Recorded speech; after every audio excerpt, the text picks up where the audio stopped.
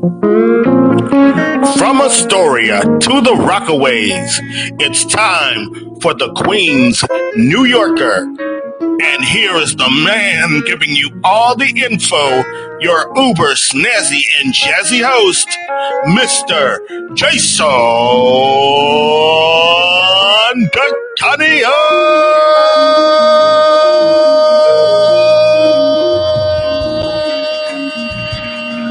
Oh, yeah! Hey! Thank you! Oh, what a group! Oh, yeah! Thank you so much, everybody. Whoa! Oh, my goodness. Wow. Yes, yes, yes, and thank you so much for joining us here on another edition of the Queen's New Yorker right here on YouTube. Oh, you are so kind, and thank you again for that wonderful welcome.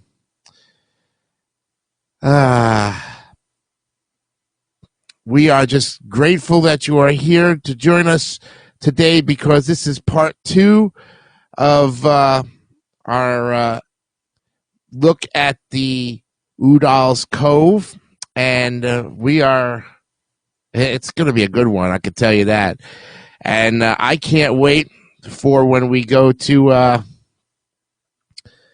the stats and everything, because, folks, you are just giving us great statistics all around, and, well, you know, I must say that it's one of those things that just you've proven to us once again that this group page or this YouTube channel is doing fantastic, and so we got a lot. Hope you had a great weekend. Today is Tuesday, March 10th, 2020. This is episode 62 for all those who are keeping track here. And I made a new page for what I'm going to call comments, stats, and subs. Yes. Comments, stats, and subs, and give you all of that right now before we move into the second part of Udall's Cove. Let's look at statistics right now. This past Saturday's first part of Udall's Cove, episode 61, on March 7th, is still going. Right now, the episode has 44 views, 22 comments, 7 likes, and 3 dislikes. Hey, the likes, as long as the likes are outlasting the dislikes, I'm happy. But, you know, it's all engagement. And even those who don't like my channel or don't like what I have to say or content, it's still engagement, and you lose either way. So you might as well either not bother commenting or not viewing. That's how you would hurt me if this was going to happen. But I can rest assure you, when you make positive comments, the results are in. Okay? And then on March 5th, you had the Huppenhausen building, 28 views, 10 comments, 3 likes, and 2 dislikes. So you guys are putting double-digit views up there. And between Alley Pond Park and the first part of Udall's Cove, it's a tie, 44 apiece. Oh, my goodness. Right now, overall total, 2,820 views, 429 subscribers total. Give yourselves a round of applause for it. You got it. Yeah.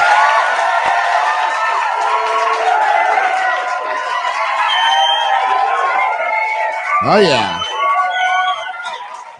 Definitely.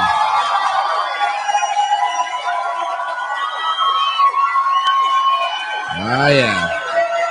Very nice. Very, very nice. I mean, it shows. It really does show. I want to read you a few comments because the community is speaking out really well, and I'm very happy to say that one of my subscribers who just subscribed, I think yesterday, Andy Appleseed, I'm giving you a shout out, my friend, says, loving this channel, super cool intro, New York in the building, I'm from Queens, I'm tuned in. And I said, well, which part of Queens are you from? So hopefully, Andy Appleseed, you get back with a great answer, and wherever you are in Queens, I know I'm going to be able to touch base with you on something. So for all intents purposes, that's great. Oh, I got another comment came in.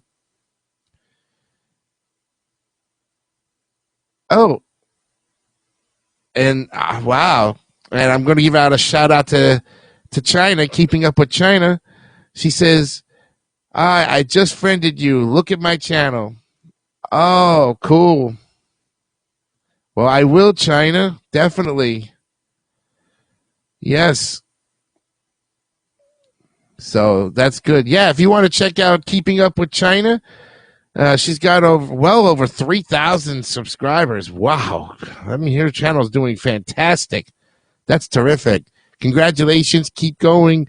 And we will definitely look for it. And if you're a small YouTuber out there, like I am still, go to these small YouTubers must watch videos and sub swap with people, because that's how you're going to get your views, your subs up, your views up, your watch time up, and we'll all be monetized, and it should be fun. So I gave 2 shout outs today. Very good. And I will continue to do that. So, yeah, very nice. And I'm going to thumbs up that comment and heart it. Anytime somebody gives me a positive comment, folks, you're going to get a heart from me. And when you get a heart, well, the rest is history. All right. Now, let's go ahead and finish up part 2 of Udall's Cove. We have a lot more to cover here, so let's do it. Now, we left off where we finished up with the Udall's Cove Preservation Committee, the development and man-made threats, and the Wildlife Preserve Park. Now we're going to talk about the significant plant and animal life and the importance of Udall's Cove. Now, according to John W. Kaminsky in his letter Audubon Magazine, found at the Queensborough Public Library's collection, the wetlands of Udall's Cove were described as not only the natural habitat of muskrats, egrets, and the great blue heron, they are also part of the complex biological system which ensures human survival. Now, he further explains that the unique elements found within salt marshes, like those in Udall's Cove, Little Neck Bay, provide astonishing amounts of nutrients which sustain a diversity of marine plants and animals that populate this area. Furthermore, he states that as each acre of marsh is lost or depleted, the more likely commercial and fishery resources will decline and become more scarce. In John Toscano's article, Planners Expected to Approve a Wetland Park, Aurora Garris, who of course is founded Udall's Cove, stated that Udall's Cove was still full of fish and wildlife which must be preserved and defended against further development and thus from further destruction. She also described this marshland as both a tidal marsh and part of the cradle of life. In a letter to Aurora Garris, Robert C. Murphy described how only 65% of the Long Island salt marsh remained and could not be allowed to disappear. Another resource, a newspaper entitled Revolution Stand Up for Swamp, states how William Brooks, a teacher at Elmont High School, denotes that the marsh feeds 20,000 ducks of Little Neck Bay, and that a person can witness the movements of egrets, herons, Canada geese, marsh wrens, pheasants, possums, and other such animals on a quiet afternoon. The marshes of Udall's Cove also serve and are considered to be a natural erosion control and hurricane and storm buffer for the mainland. And now we go to plans for preservation and conservation. In Charlotte Ames' 1970 article, Queens youths have made it their responsibility to understand the beauty and usefulness of Udall's Cove and alerted residents within Douglaston and Great Neck estates to the urgency of saving this natural marshland. In order to save the marshland, two solutions have been proposed. Number one, the Urban Ecology Club at Louis Pasteur Junior High School in Little Neck distributed flyers explaining to Queens residents that the marshlands must be protected and why. These flyers emphasized and detailed that 500 million pounds of the nation's food fish are sustained by the food resources of tidal marshes like those of Udall's Cove.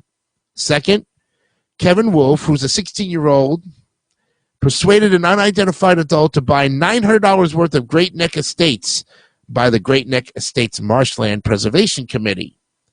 There were approximately 1,200 copies, 40 pages of photographs and articles that were distributed. Each of these articles and photographs detailed the significance of the marshes and plead that those remaining must not be destroyed. Mrs. Aurora Garris, president of Udall's Cove Preservation Committee, knowing full well the significance of both the marshlands and its inhabitants, declared, "We believe this precious remaining cove, with its uplanded marshes, its freshwater streams, and its fine springs of wildlife, should be saved in its natural state for our present and future generations." In his letter to Mrs. Garris, Attorney General Louis Lefkowitz stated that he was recommending to the legislative bills in order to place all jurisdiction over wetlands in the state departments of environmental conservation to prevent further dredging and filling by municipalities.